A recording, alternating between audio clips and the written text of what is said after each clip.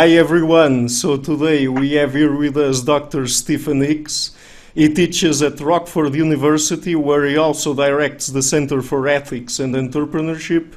He is the author of books like Explaining Postmodernism, Skepticism and Socialism from Rousseau to Foucault, and Nietzsche and the Nazis. Additionally, he has published articles and essays on a range of subjects including entrepreneurism, free speech in academia, the history and development of modern art, Ayn Rand's Objectivism, business ethics, and the philosophy of education, including a series of YouTube lectures. So, Dr. Hicks, welcome on the show. Thank you for having me. A pleasure. It's a real pleasure to have you on. I was expecting to have you since the very beginning of my channel. I really admire your work. Well, thanks a lot. How long have you been doing your program? For more or less 2 months now. All right, good. All right. Okay, so let's just jump right into the question. So today we're going to talk a little bit about postmodernism. But I guess we can't do this without some very important definitions of modernism and postmodernism, because I guess that to understand what comes after modernism, we have to understand what modernism is. So could you give us a historical perspective on the origins and development of modernism, who contributed to it, the main figures of it, and in what ways they contributed to it? All right. Well, so that's a nice big set of questions there. Well, modernism historically is broader than modernism philosophically. So if we look at the history of philosophy, right, modern philosophy usually dates from René Descartes and Francis Bacon. And so that would be in the early 1600s. And what is important about them is that they are both fundamentally challenging the epistemology or the theory of knowledge that really had dominated for many centuries. So the idea that there is faith in a scripture, or faith in an institution like the Catholic Church, and that should be one's fundamental source of knowledge, right? Or if one traces that back to various prophets who have had revelations or mystical insights. So this whole idea that mysticism, revelation, and faith, various non-rational modes of understanding, are fundamental, all of the moderns are challenging and rejecting that, and they're replacing it with some sort of reason, right? That individuals have the capacity for reason. Descartes, to use technical language in philosophy, has a more rationalist understanding of reason. Bacon has a more empiricist understanding of reason. So there are internal debates among the moderns. But we start with reason, and we build from there, right? And once you go down that road philosophically, any sort of intellectual authoritarianism by those who claim mystical insights or who claim direct connections to God or the weight of tradition, those become secondary or tertiary. And so science as a project starts to take off, right, and so on. Now, historically, right, modernism is broader than that. So if you talk to historians, they will say, well, there's all sorts of things that are going on that transform, this from a European perspective, the way we live and do everything, right? So, you know, at the end of the 1400s, right, we have Christopher Columbus crossing the ocean, right? And that transforms the world in a globalist way. We have had for a century in Italy and parts of Northern Europe a renaissance, right, and a broad movement in humanism. And that's transforming, right, the way we think and do things. So the world is a bigger place. We're starting to do science. The art is much more worldly, right, and focused on human concerns. And then, of course, religion has been transformed as well in the early modern world as a result of Reformation and Counter-Reformation forces. So the historical question then would be to say, what kind of world intellectually and culturally comes out of all of those transformations? And obviously it looks very different, right, from the world 500 years earlier. So that's modernism, right? It's much more worldly. It's aware of the earth as being much larger. There's a lot more trade. There's a lot more religious diversity that's going on. Science is a going enterprise. And then as a result of that, we start to see economic transformations, political transformations, and so on. So all of that is modernism. Okay, great. So, and before we start to dig a bit into the precursors to postmodernism and its development, what is postmodernism?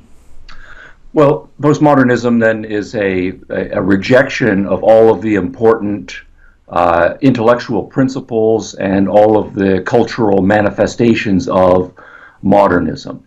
So if you say that modernism is about the fundamental importance and the power of reason, then the postmoderns will mount very powerful skeptical objections against the claims of reason.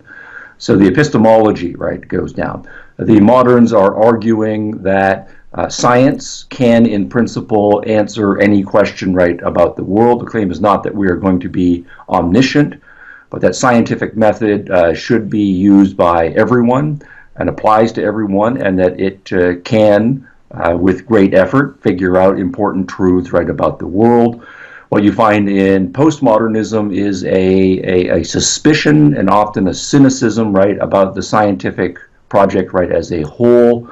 Either a claim that science is just one more way of thinking about the world or talking about the world that has no better claims to witchcraft or feelings along ethnic lines and so on. So a suspicion or a rejection, right, of the scientific project.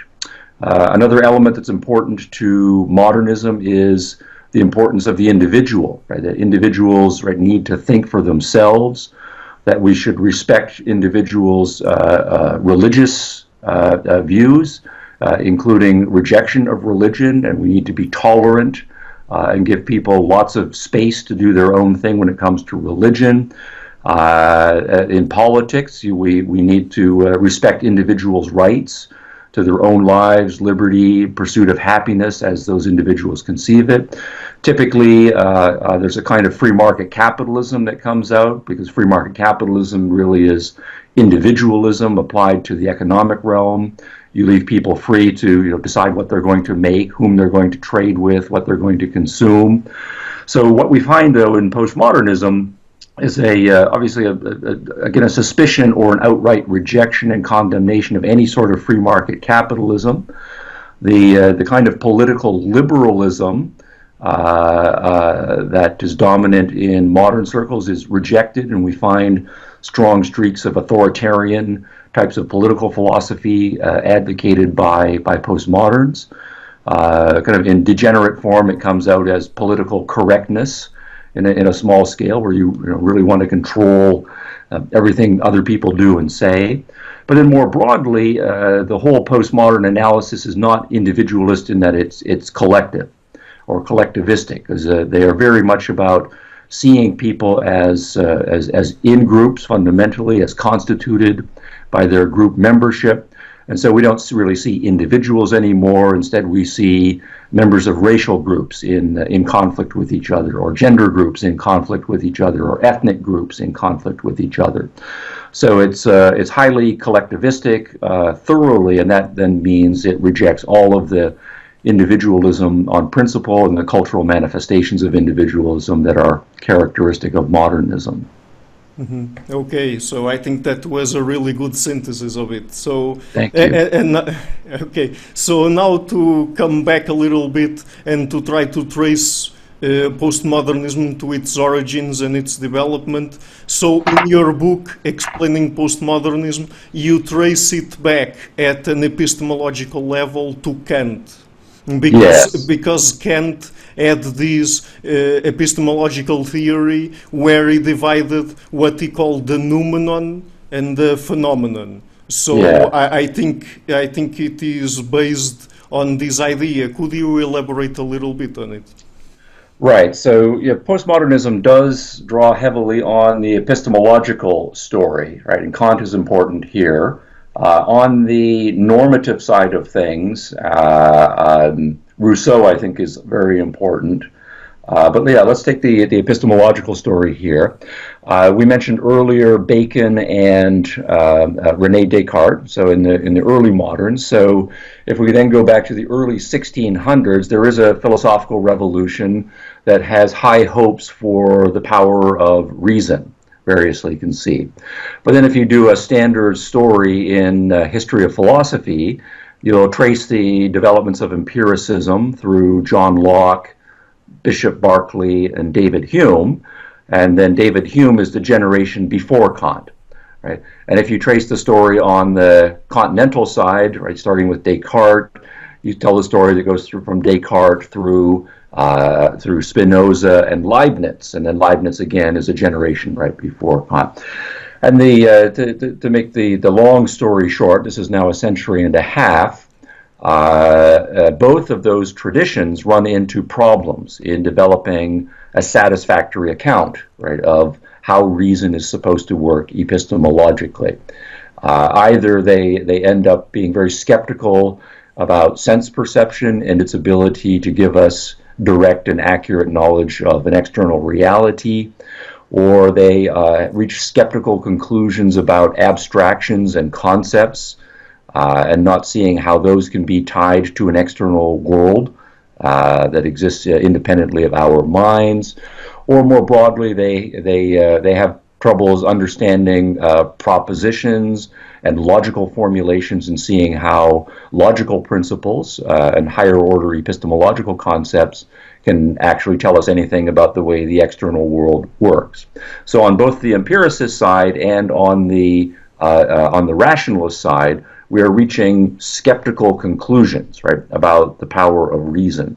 So what Kant is doing and why he is brilliant, right, is he's then standing at the head of both of these traditions, looking back and saying, here we have some geniuses, right, in the last century and a half who've been trying to come up with a satisfactory account of reason, and they have failed, right? And so what Kant wants to argue is that their failure is a principled failure. It's not just that we haven't been smart enough or we haven't come up with the right kind of clever argument to give an account of how reason can come to know an external world, but that project is in principle impossible, right? It can't be done. And so that's why in his Critique of Pure Reason, he says we need a Copernican revolution in philosophy. So if we go back to Copernicus, right, in the generations leading up to Copernicus, the widespread view was the Earth is at the center and the sun is a satellite, right, of the Earth. And Kant is saying that what Copernicus did is shifted, right, the focus. It's not the Earth that's at the center, it's the sun that's at the center. So what we need to do epistemologically is the same thing, right? Up until the generation of Kant, what philosophers have said is that the object, the external reality and the objects in reality, they set the standard for what counts as knowledge, what counts as meaning, what counts as truth, but we can't make sense of that, right? So we have to abandon objectivity as the standard. And what we need to do then is reorient and see the subject, right, as the standard. And so what he wants to do then is internalize all of our standards of truth, ultimately meaning and knowledge. And so it's a shift from objectivity to a deep kind of subjectivity. Right? Now, that is why I'm pointing out Kant as being the fundamental transition figure. And so what he wants to say is, it's not just that we have some skeptical doubts about the apparatus of reason. He wants to say, as you suggested, in principle, there is no way for us to get past the phenomena. Right, and the phenomena are a subjective construct, right? And they erect a barrier between us and any sort of understanding of what's out there in the noumenal realm. So reason is in principle incapable of knowing anything, right, about noumenal. Perhaps it can know that it's out there, right, or at least that we hope that it's out there, and maybe it provides some abstract regulative standards to strive for, but we can't actually know anything about it. Okay, and since you talked about Rousseau, because he is one of the main figures, one of the main precursors to postmodernism, and to Yes. go back to him now before we continue with the story starting from Kant, we can trace back some ideas relating to collectivism and statism to Rousseau, because on the one hand, philosophically, he was against reason by itself, but on the other hand, when we talk about things like political issues, societal issues, and technological issues, even he demonized the development of agriculture, because in his mind, agriculture brought about the idea of property. Yes. Because agriculture allowed us to generate a surplus of wealth that then ended up in fewer and fewer people, in his idea at least, and this then contributed to inequality among Yes. people. Right. Could you talk about this? Yeah, well, what your summary of Rousseau's core themes are exactly right, and the ones you're mentioning there come out of the discourse on inequality. And so what you find in Rousseau is he's very much not interested in individual liberty and the individual pursuit of happiness, and all of those are strong modernist and Enlightenment themes. Right? He's much more interested in a collectivized kind of equality. And he idealizes a kind of tribal state, not to say that when people lived in essentially tribal organization, that everything was perfect, right, and wonderful, right, but that it was much better than any of the feudal or early modern proto-capitalistic things that he saw, right, that were going on. Now, I think the importance of Rousseau is, you're right, he was opposed to reason, but I don't think he was that original or that deep when it came to knowledge issues or epistemological issues. What Rousseau's contribution is a kind of fiery normative collectivism, right? He is really angry, right, about individualism and technology and the rise of inequalities. Just to interrupt you there, sorry. Sure. That's why I tried to separate him from Kant and said that we can trace postmodernism in the epistemological level to Kant, yes, and not right. to Rousseau, right? Yes, I agree. I agree with that. Yeah, although some of the postmoderns will adopt a kind of Rousseauian, right, epistemology that valorizes instincts and feelings as our guides to what we're supposed to think and as guides to action. Yes. So to go back to Rousseau, I do think he is the first counter-Enlightenment figure. And in some ways he's trying to strike a pose and be the bad boy of the 18th century, but at the same time he is very perceptive in saying, here are all of the important modernist themes, right? Individualism, right? Liberty, science, right? Technology, free speech, toleration in religion, separation of church and state, and the overall individualism and so on. And he's very systematic in saying, I'm opposed to this, I'm opposed to this, I'm opposed to this. And his reason primarily is that he thinks it drives people against each other and sets people up for a radical inequality that's just going to become rigidified in various political structures, right? And so he wants to reject the entire modern Enlightenment project. Now, it's interesting, if you look at, this is to jump ahead, to Foucault and some of the other postmoderns, some of Foucault's rhetoric very much sounds like Rousseau. You find some of the same themes.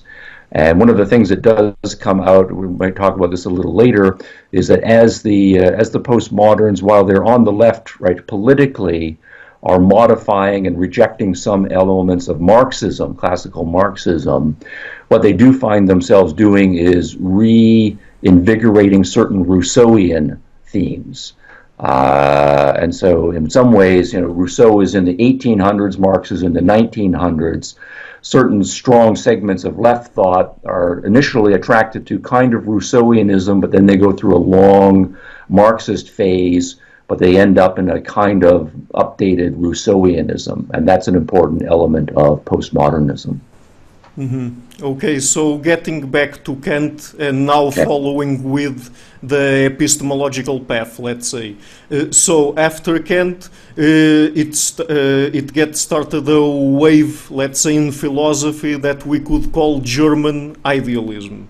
With great figures like Hegel in the 19th century, and then in parallel, let's say, because it also has some of Kant's ideas at its basis, we also get Romanticism, in which and irrationalism, both paths that have as a great figure Nietzsche, for example. Yes, sure. So what are the importance of German idealism, Romanticism, and irrationalism, particularly during the 19th century, that then have an influence on postmodernism? Yeah, well, that's an interesting point. I see it as dividing into two main reactions to Kant. So if we take an earlier summary, where Kant says, in principle, there's no way by reason to get from the subject to the object, right, or from the phenomenal realm to the noumenal realm. There are two reactions. One reaction, I think, is going to be the Hegelian reaction, right, which is to say, philosophy really is all about the noumenal, right, and we should still be striving to get to the noumenal. And so what we need to do is, rather than say, there is an objective world out there, and the subjective world is a different kind of thing. Let's say it's a physical world out there, and then a psychological world in here. What the Hegelian move is to identify, right, the subject with the object, but to say that what really is going on is what we call the object really is just a giant subject, right, a subject with a capital S. Right, so if there is no metaphysical difference in kind between the object out there and the subject, then we can bridge that gap that Kant had provided to us. So what Hegel then ultimately is arguing is, metaphysically, if we can understand all of reality as a kind of a giant mind, right, a God or a divine spirit, right, or some sort of subject with a capital S, and that what it is doing is struggling through history to realize a kind of self-realization, a self-realization, quite cognitively speaking, and that our minds, right, our little minds, are really just an aspect, right, of the great mind, right, that is out there. Then we can metaphysically bridge this gap, right, and so we're all just part of the divine reality coming to realize itself. So then you have that movement, and that there's kind of a necessary self-realization project, and we're all part of it. So this, you can see this as a secularization of the traditional Judeo-Christian, right, worldview. So that in the beginning, there is God, and God is a giant spirit, right? But then God has projected himself out into the world, and we are all aspects of God, and the goal just ultimately is to come to re-realize and re-understand our connection to God, and then all of us, right, will collectively come to be part of God, right, once again, right, at the end of history. So Hegel is offering a somewhat secularized, right, version of that. Now that more collectivized notion, so we shouldn't be thinking of ourselves really as individual minds knowing an objective material or physical reality, but in some sense we're all connected to a great spiritual mind. Now the postmoderns are not going to accept all of that metaphysics, but the collectivism, right, starts there. Another important part of Hegel is the embrace of contradiction and what he called the dialectic method. Right? So according to, right, the moderns and the Enlightenment thinkers, contradiction is a big sin, right, in your thinking. It's a sign that something has gone wrong, and that we need to do more work to eliminate the contradiction. What you find in Hegel is an embracing, right, of contradiction, right, that reality is inherently contradictory, and it works itself out through a kind of dynamic of contradiction. Now again, you can find Judeo-Christian precursors, right, to this. The idea that ultimately God is a mystery, right? We can't understand how God can be omniscient and we have free will, or we can't make sense of the Trinity, right? It doesn't make sense to us, right? Or God making promises to Abraham, but then demanding that he sacrifice his son Isaac. We can't compute that. So we just kind of accept contradictions and live with them. So that's a precursor. But what we do then find, again, not in a religious form, but by the time we get to the postmoderns, is the idea that contradiction is not really a problem, right? There's contradiction is kind of built into the nature of how the human mind works and our dynamic. So that's one strain. Now, the other strain, I think, is a more explicitly irrationalistic post-Kantian move. So if you then say Kant has told us that reason is not capable of coming to know an independent reality, right? What you can then just say is, well, all that shows is that if we're going to come to get to know reality or understand reality, we just can't use reason, right, to get there. But then maybe there are other cognitive methods that are non-rational or irrational that are going to enable us to get to an external reality. Maybe we should use our feelings, right? And maybe the kinds of feelings that are evoked by music, right? Because music shuts down our rational faculty and allows us to emote and to intuit, right, certain things that are deep truths about reality. So we go a more Schopenhauerian direction, right, and he is a post-Kantian operating. Or, right, we might say, as Schleiermacher does in one generation and Kierkegaard in the next generation, it's not so much musical feeling, but it's rather certain other passional, right, feelings, and in many cases they are contradictory that are going on, and we recognize that they are irrational, right, and absurd. But what we need to do to get to the truths, right, and the important things about reality is make a kind of irrational leap, right, into something that we desperately want to be true. And that's how we're going to come to know reality. And then you mentioned Nietzsche, right, in the generation after that, right? Nietzsche is, full of disdain for the intellect, for the power of reason, and what he's offering, right, is the idea that some of us anyway have very powerful instincts or urges, right, that have been developed in us by some sort of long evolutionary process. And what we need to do is not try to be scientific and rational and understand the world intellectually, but really drill down into ourselves, find out what our strongest passion and what our strongest instinct is, let that dominate, and project ourselves out into the world. And that's our strongest human birthright. And all of them, in various ways, are consciously reacting to the Kantian legacy. They're saying Kant got it right on some fundamental things, so we have to go off in this direction. Mm-hmm. Now, that kind of explicit irrationalism then is also going to be a legacy that the postmoderns pick up in the 20th century. Mm-hmm. Right. So just before we get into Marx, that is, let's say, the economical part or the economical part of the development of postmodernism, let's just talk a little bit about another prominent figure, that is Heidegger. Heidegger is associated with phenomenological philosophy, right? So he refuses, getting back to Kant, he refuses completely the noumenal side of epistemology, the possibility that we can know the noumenal, and he decides to focus completely on the phenomenal. So and tries to describe or to reduce everything in terms of knowledge to describing the phenomena of experience and change. So this is kind of a subjectivist approach to knowledge, right? Right. So if you take that subjectivist approach, right, and then you talk about Kierkegaard, right, and Kierkegaard is an important precursor. Kierkegaard is very much, right, an individual, analyzing his own experiences, his thoughts and his feelings and his urges in various ways. In the next generation, Nietzsche has a strong reputation for being an individualist, and what we need to do is be very perceptive about what's going on in our minds, right, and so forth. So all of that precursors to a phenomenological approach that you find in Heidegger, right, is exactly right.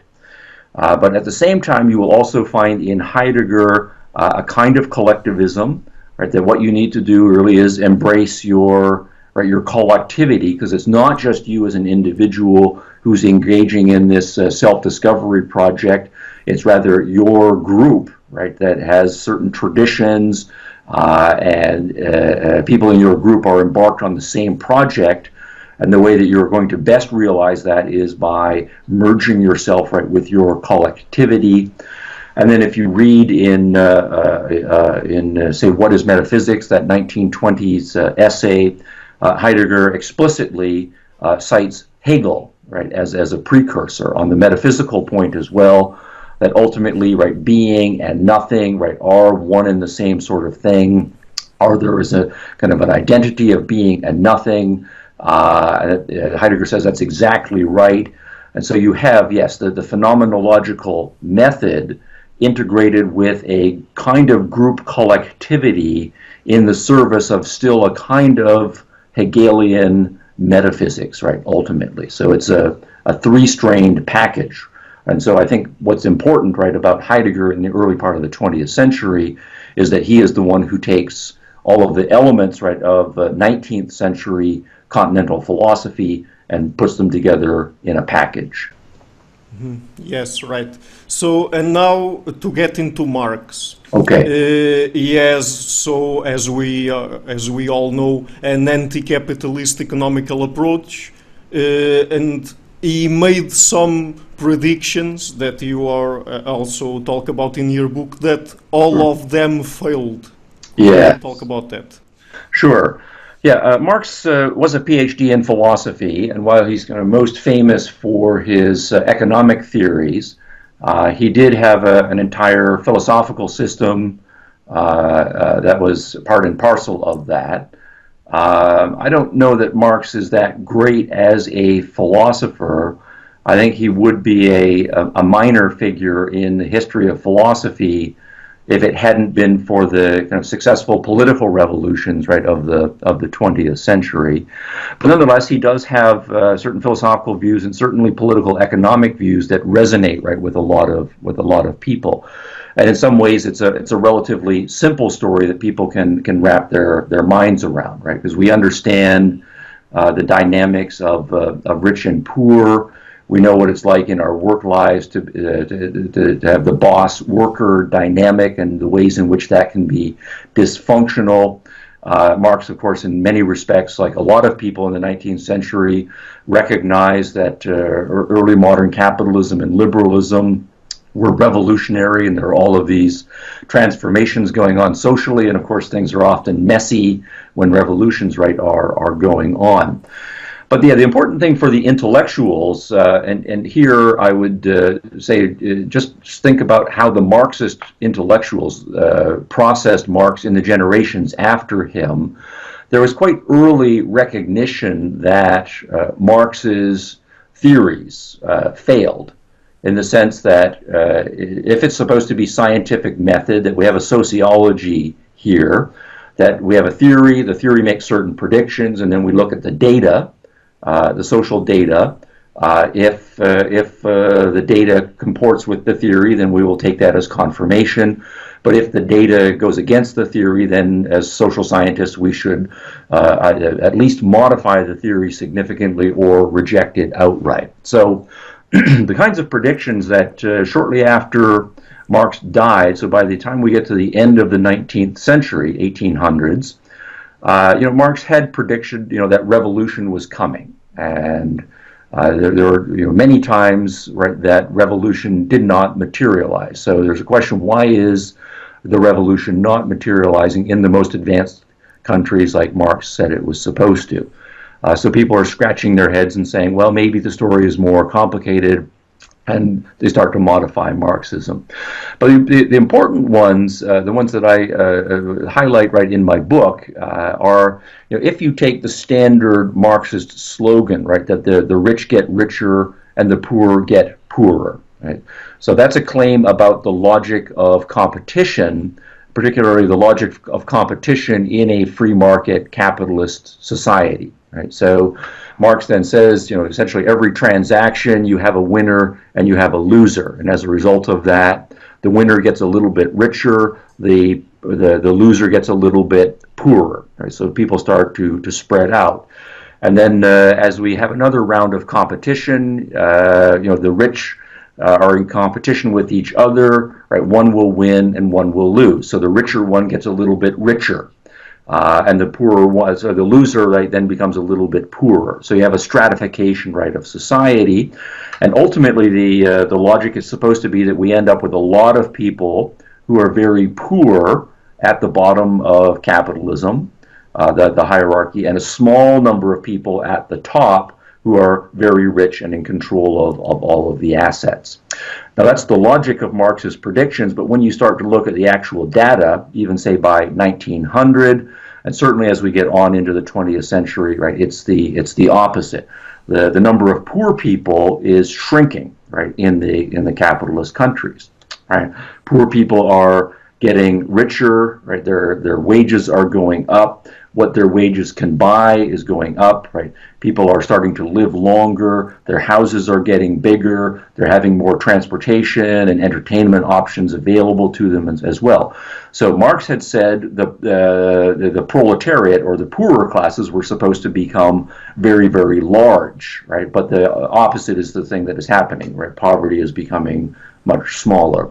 And then at the other end of the spectrum, rather than it being a smaller number of very rich people in control of all of the resources, what's happening is there's more and more rich people. There's more millionaires, then more tens of millionaires, and then even billionaires, and so on. So the Marxist pyramid, where it was supposed to look like this, but the actual result is that, right, it goes the other way. And so when you have a series of allegedly social scientific predictions, and all of those predictions are false, then you have to say there's something wrong with the theory. Now, this is widely recognized within, right, the Marxist framework, and so you start to see by the end of the 19th century, thinkers like Werner Sombart in Germany, rethinking, right, and any number of other people saying, okay, Marxism just doesn't work out, so we need to do some other kind of left thinking. We need a new kind of theory. And then certainly the early part of the 20th century is just dozens and dozens of versions of neo-Marxism as we tweak this, change this, abandon that, bring in these other aspects of theory to try to find some overall synthesis that will retain the core of Marxism but account for all of the various failings of Marxist theory.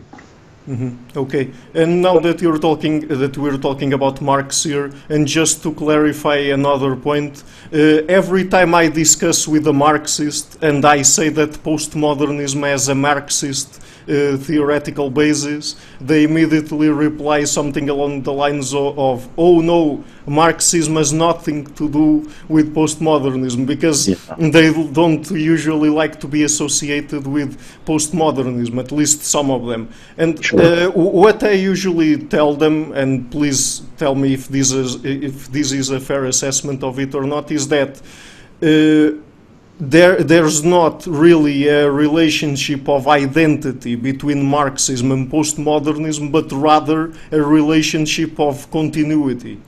Yes, no, that's absolutely right. There certainly is a continuity, and postmodernism to this day incorporates a significant number of Marxist themes, right? The themes of alienation, right? The group dynamics, seeing that all of society is organized into adversarial groups, that there is no way rationally and logically and civilly for those groups to engage in discussion and resolve their differences. All of that is part and parcel, right, of postmodernism. But there have been obviously some significant departures from modernism. So Marxism, to some extent, right, was a product of the Enlightenment, right? So Marx does say there is a kind of iron logic, right? And so there's a logical development that we can understand. But the postmoderns all are rejecting, right, logic wholesale. Marxism classically saw itself as a scientific, right, version right, of socialism. And the postmoderns are rejecting any scientific claims or pretensions. Marxism did ultimately say that human beings should reach a peaceful and productive society in which everybody lives together, right, in prosperity. And the postmoderns are deeply cynical. They don't ever think that, right, is going to happen. So the way I think of it is that there are 3 or 4 kind of significant Enlightenment elements, right, in Marxism, but those are the ones that the postmoderns reject. So when they say we're not Marxist, right, they are right, in some ways, right. They've rejected the Enlightenment elements of Marx, but they have definitely retained the core Marxist normative claims and much of the sociological claims, right, that are built into Marxism.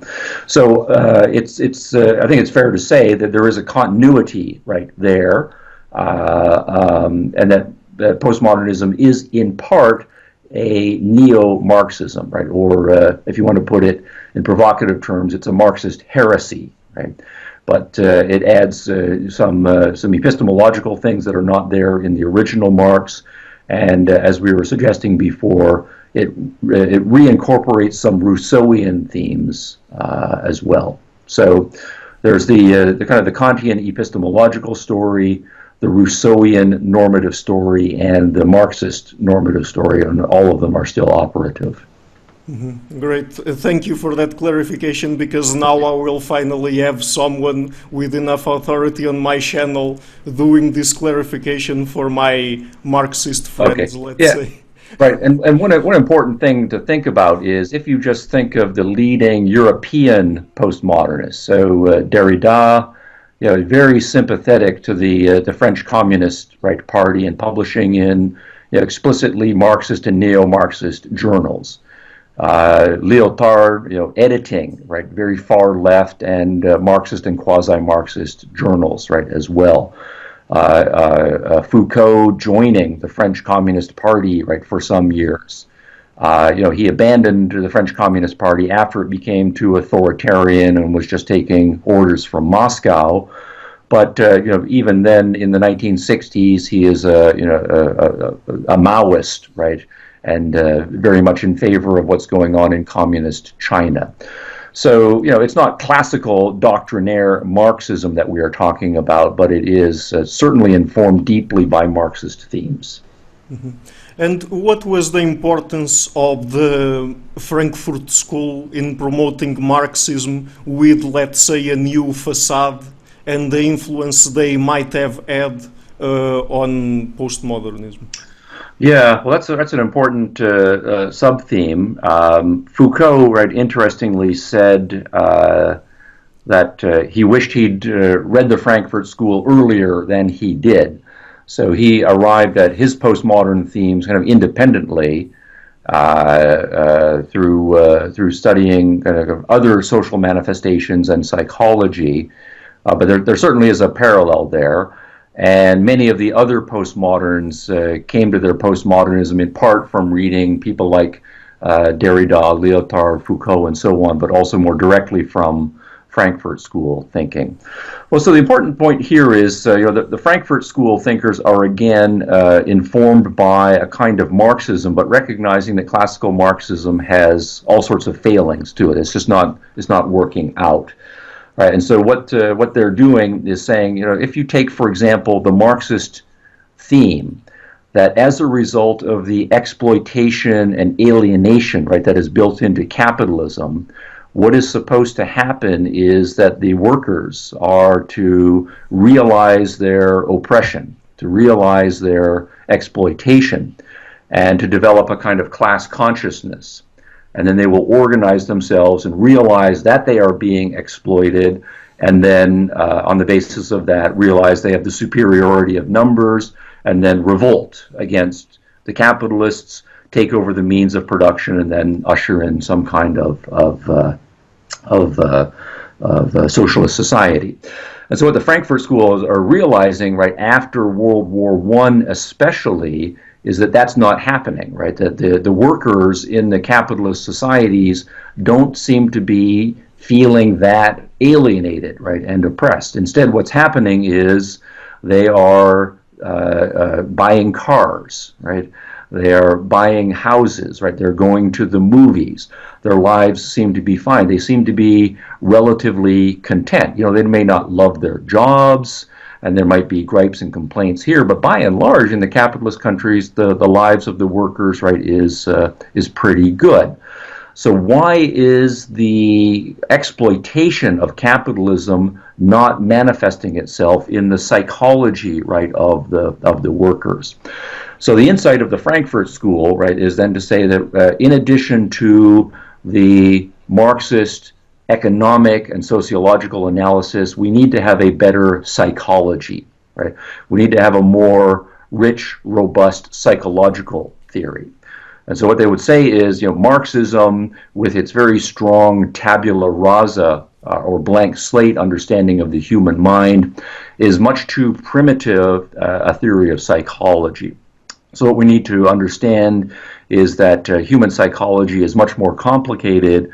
And so they started to look to the leading early 20th century psychologists for an understanding of why psychologically things are going the way they're doing. So naturally at that point you would look to Freud, who with his psychoanalytic theory, you know, a very different metaphysical basis from Marx's.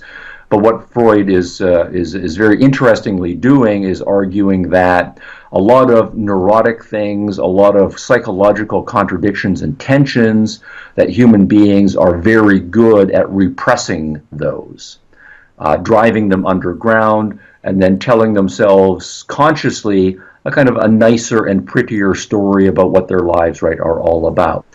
And that also when we grow up and we are being socialized by our parents and the civilization that we are raised in, that civilization exerts great efforts to cause us to repress certain dark, conflictual, unpleasant things that are going on in our minds, to drive them deep down right inside of us.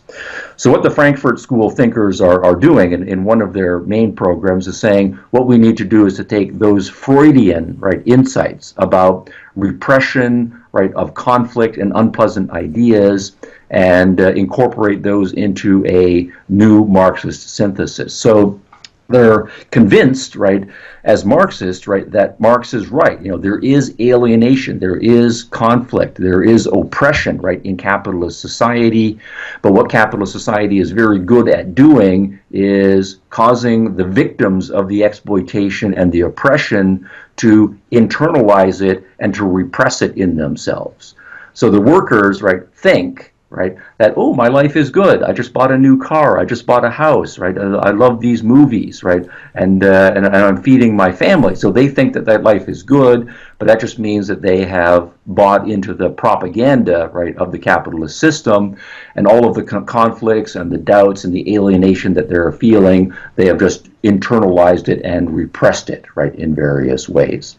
So as a result of that, then the Frankfurt School says what we need is to have some sort of psychological methods that that we can develop to help the workers and the exploited people realize the true extent of their alienation, so that we can't really expect rather the workers and the exploited proletariat to understand for themselves how terrible their lives are and that capitalism is at fault. We, the sophisticated thinkers, are the ones who are going to have to figure it out for them and then lead them in some way to realize their alienation and mount a revolution. So something like that.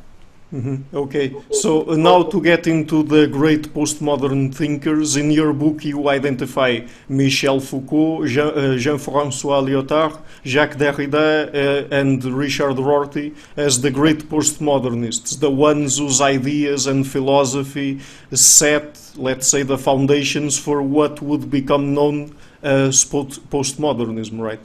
Yes, right. In my judgment, those are the four deepest of the first generation postmoderns. Yeah. And what's important about them is if you put the dates to them, all of them are born in the 1920s or early 1930s. And so they come to their intellectual maturity in the 1950s, and that's when they are receiving their doctoral degrees and launching themselves in their professions. So they're all very intelligent, right, young men. All of them deeply engaged with politics, and particularly politics at the far left end of the political spectrum. But at the same time, they're all four of them getting PhDs in philosophy. Foucault also has a degree in psychology.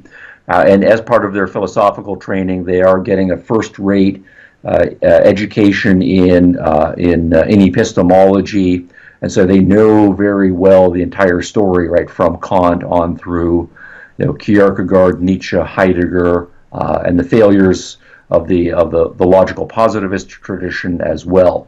So by the time you get to the 1950s, we have four young guys, but at the height of their power, who are extraordinarily well educated, and they are the ones who put together the new synthesis.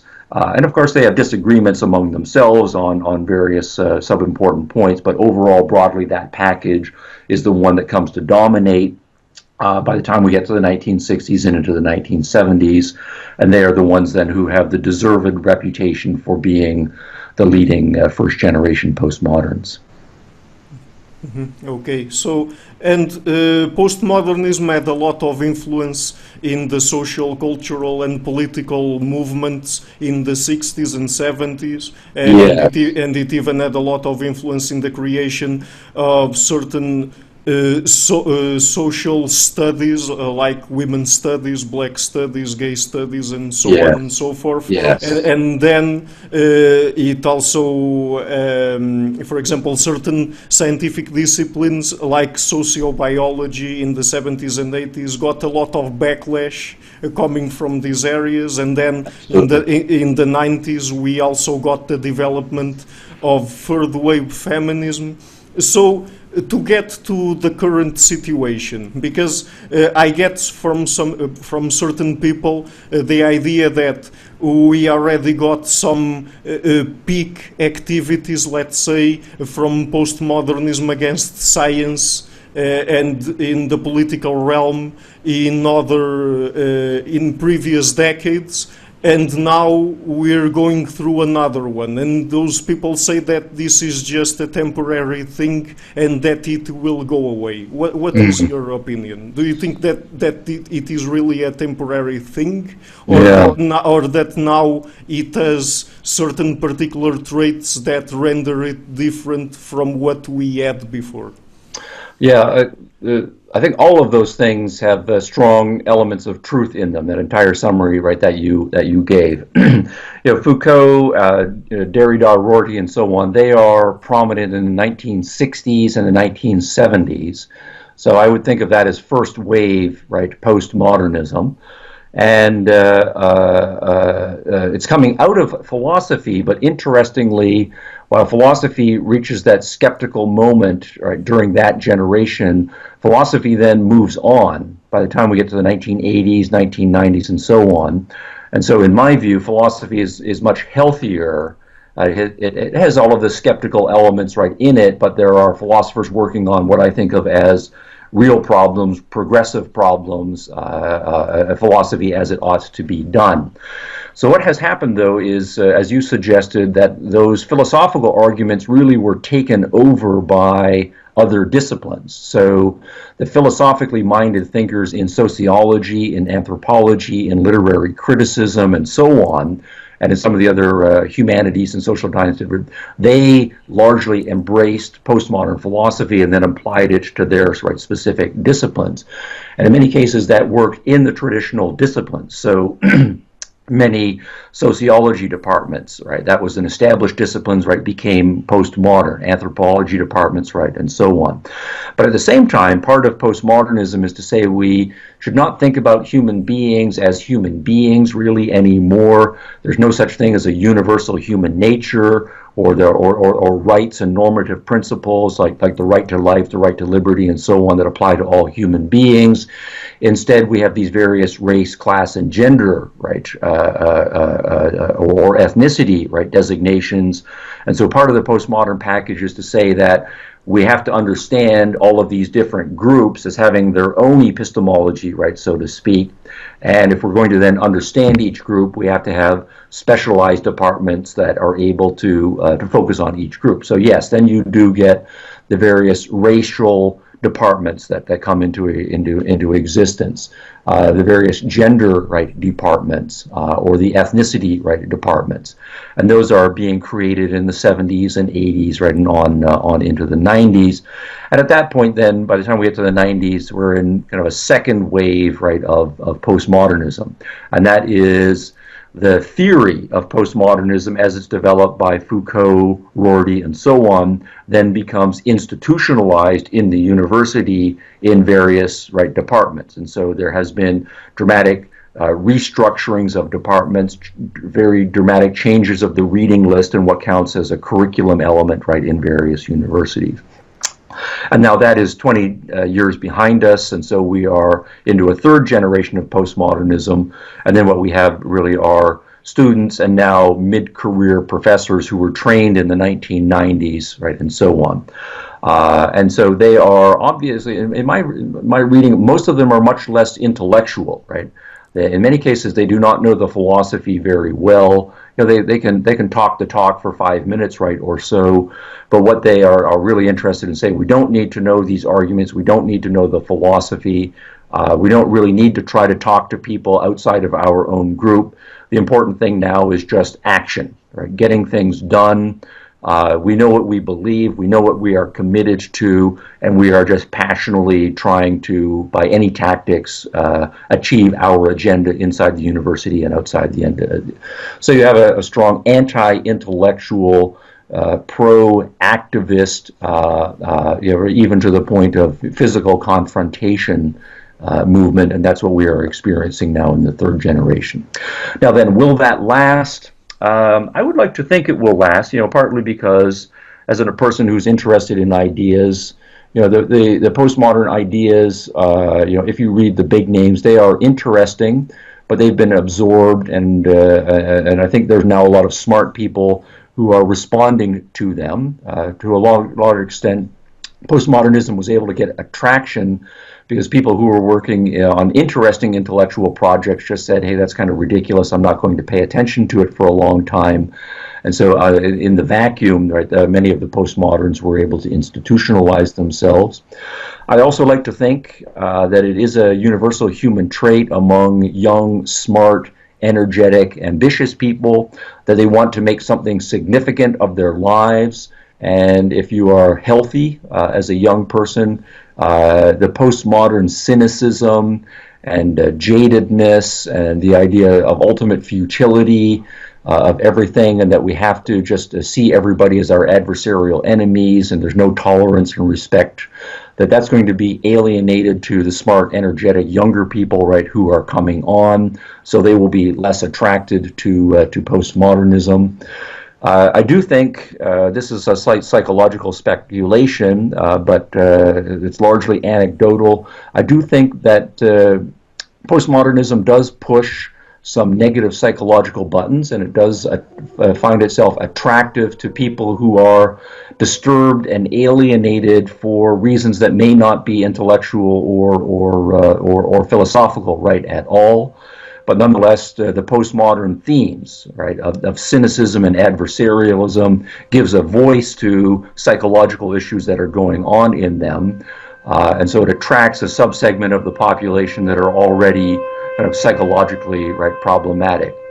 I don't know if that is coming through, but there's our tornado testing thing that's going on, so it'll probably go on for a minute or so. Sorry about that, but I can't control it. Oh, no problem. Right. So I do think that now enough smart people are starting to engage with postmodernism, not just in philosophy, but in all of the major disciplines. So there's very strong intellectual pushback.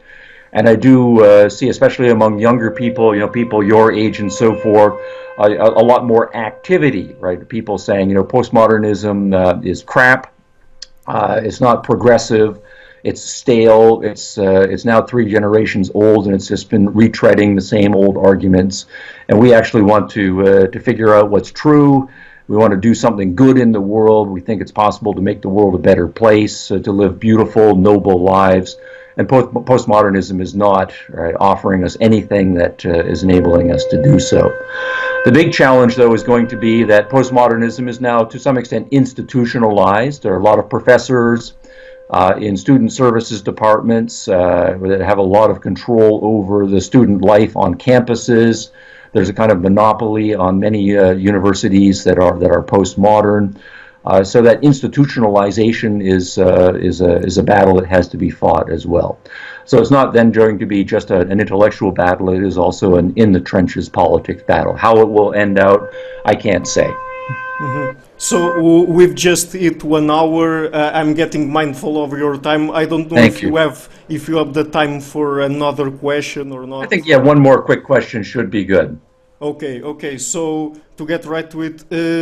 The difference between what the existentialists have done and what the postmodernists have done, because I guess that existentialism also has in it certain elements from the philosophical disciplines that were developed particularly during the 19th century. Yes. Yeah, that's another important area, and lots of articles and books, can be written on that. The existentialists are still doing metaphysics, and while they are kind of non-rational in their epistemology and have typically a strong tabula rasa view of human nature, the existentialists are an important precursor to much of postmodernism. So one thing you can do is take the tabula rasa idea that as individuals there is no human nature at birth. So existence precedes essence, to take Sartre's formulation, and that we can commit to anything and we can create our identities into whatever we want. If you pitch that at a more collectivized, socialized level, that fits into postmodernism. There is no such thing as a fixed human nature, and so sociobiology and evolutionary psychologists were going to resist all of that. And so we as a group can make our identities into whatever we want, and there are no fixed constraints on that. That feeds into postmodernism. Certainly also the normative psychology that's at the root of postmodernism, the sense of deep alienation, the sense of deep disturbance, in all of reality, and certainly in my reaction to the world. Now, in first-generation existentialism, it's all couched in the death of God or the loss of religion term. So that sense of, we used to believe that there was something out there, a framework, a guiding, benevolent presence, that ultimately everything is going to work out in the future. If you abandon all of that, then you do have this sense of being alone and without guidance in this very kind of alienating and perhaps frightening world. And you don't know what to do with your life, and there's no sense that there's going to be a good ending, and then you have the sense that actually the ending is going to be bad. So all of that existentialist sensibility gets taken over into postmodernism. Now the existentialists, though, for the most part, and I think this is a differentiating point, do after they go through that moment have some redeeming normativity that they want to offer, So, so Camus, for example, is saying there are values that we can commit to, and once we commit to them, if we commit to them authentically, we can create some positive meaning, in our lives. And Sartre, in his way, is doing the same thing, and Heidegger, in his way, is doing the same sort of thing. So there is a sense that there is a sort of redemption, that is possible. But I think in the postmoderns, they strip that away, There is no redemption, Instead, in crude form, all that's going to happen is this ceaseless power struggle, and sometimes we will win, and sometimes we will lose. Sometimes we will be the victims, and sometimes we will be the victimizers, and life really just is an ongoing, relatively brutal power struggle with no happy ever after ending. So, something like that. Okay, great. So let's end it there. Dr. Hicks, I would really like to thank you for being on the show. You're one of my intellectual heroes, so Well, I thanks, was Ricardo. expecting. Sorry? I appreciate that. Very good questions. I enjoyed the conversation a lot. Okay, thank you again. I will just end the recording now and stay on the line just to have a 2-minute conversation with Absolutely. you, please. So again, thank you and take care. Bye-bye. My pleasure. If you appreciate my work, please consider supporting me on Patreon at patreon.com/thedissenter. Thank you.